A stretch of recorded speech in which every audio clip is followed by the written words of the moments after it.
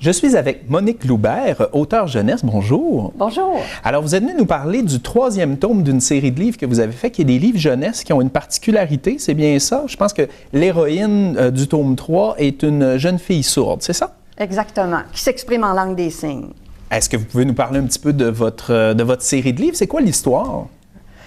Bon, les 2 premiers tomes, d'abord, je ne pensais pas faire une série de livres. OK. Hein? À la retraite, j'ai dit, moi, j'ai beaucoup utilisé les albums illustrés avec les enfants, alors j'ai envie d'écrire une histoire où toute mon expérience d'orthophoniste, dans le fond, là, puis de ce que j'ai vécu avec les enfants, que j'allais mettre ça là-dedans. Parce que dans le fond, qu'est-ce qui vous a motivé au départ? Vous me disiez que vous étiez orthophoniste, puis vous lisiez des livres aux jeunes. Oui, c'est-à-dire que moi, le langage écrit, j'ai toujours pensé que c'était très important pour les enfants, quel que soit le trouble de langage, de communication ou peu importe qu'ils aient, puis pour les enfants qui n'ont pas de trouble non plus. Oui, c'est pour tout le monde. Le langage écrit est très important. Je finissais toujours mes thérapies avec un album illustré, où là, on partait dans le monde merveilleux de l'histoire avec les enfants, avec son parent.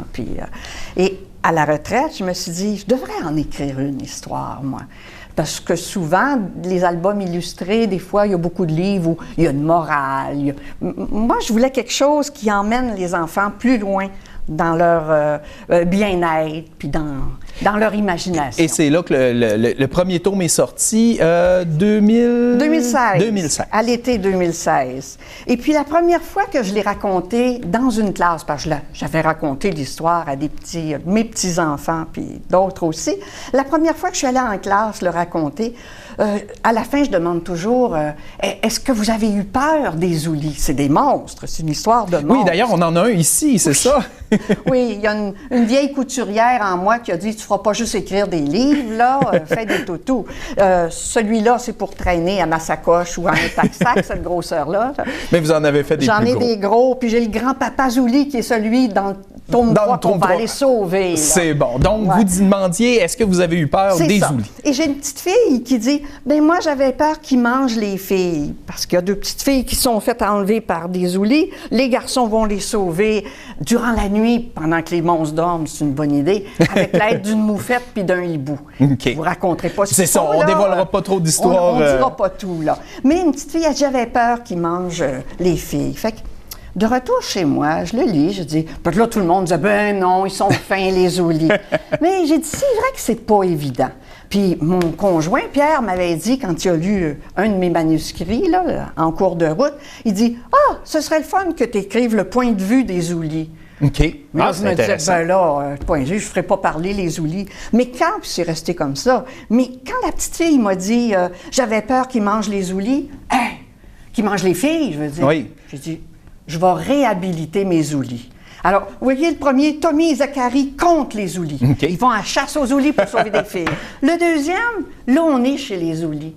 Petit ouli veut des amis. Alors, on comprend pourquoi. On change de point de vue. Fait que c'est super intéressant. Puis là, la particularité du 3e qu'on a lancé cette année, c'est justement le fait que l'héroïne, qui est, je pense, un personnage du premier. Des 2. Ah, OK. Elle est là, puisque ça, c'est 2 points de vue des mêmes événements, qui est que les filles se font enlever puis se font sauver. Celui-là, on retourne dans la forêt des oulis. Une des 2 petites filles, les filles n'ont pas encore de nom dans mes 2 premiers. Okay. J'avais fait l'étude des personnages avec les garçons, les monstres, la moufette, le hibou. Là, la petite fille revient, je me suis dit, elle pourrait être sourde. Je ne l'ai pas fait parler dans mes 2 premiers. Puis, je pense que c'est pas un focus de l'histoire, c'est bien ça? J'aime ça que vous me demandiez ça, parce que j'ai des amis qui disaient, tu vas parler de la surdité, parce que j'ai travaillé longtemps avec des élèves qui s'exprimaient en langue des signes québécoise. Mais non, c'est pas ça que je voulais. Moi, je voulais montrer un personnage sourd qui s'exprime en signes, puis qui est une petite fille pleine de vie, persévérante, qui fonce malgré son handicap, puis qui trouve des choses comme d'autres enfants. Là, parce qu'il ne doit pas en avoir beaucoup des livres où, justement, il y a une héroïne qui a un handicap de ce genre-là, mais que c'est pas le focus principal de l'histoire. Fait que c'est super intéressant. Oui, oui. Puis je pense que vous avez quelque chose de spécial à la fin. Oui, exactement. À la fin, il aurait été prêt à sortir en 2018, mais j'ai attendu pour le sortir 1 an parce que j'ai filmé, je mets l'adresse à la fin ici, là. J'ai trouvé une petite fille de 9 ans sourde de parents sourds qui raconte l'histoire en LSQ. Ah. Oui. Et je voulais pas que ce soit une interprétation de l'histoire, parce que ça peut être interprété, comme jeudi, à la salle de... le tout petit salon qu'on appelle au Salon du Livre, j'ai raconté mon histoire et j'avais une interprète LSQ qui racontait en même temps en signe. Parce que moi, quand je signe et parle en même temps, à un moment donné, je sais pas le signe pour un mot, puis c'est pas la même structure évident. De toute façon. Alors, c'est pas évident. Alors, c'est ça, j'ai pris le temps de trouver une enfant qui si on veut se les procurer, disponible en librairie, dans les... C'est une petite distribution. Alors, c'est dans le réseau des librairies indépendantes et on peut facilement se le faire envoyer dans n'importe quelle librairie en passant sur le site leslibraires.ca. Ils sont là, mes livres. Eh bien, merci beaucoup. C'est une super belle initiative. Puis ça a l'air vraiment à des beaux ouvrages. Alors, merci beaucoup, Monique Loubert, auteure jeunesse, d'être venue à l'émission. Merci.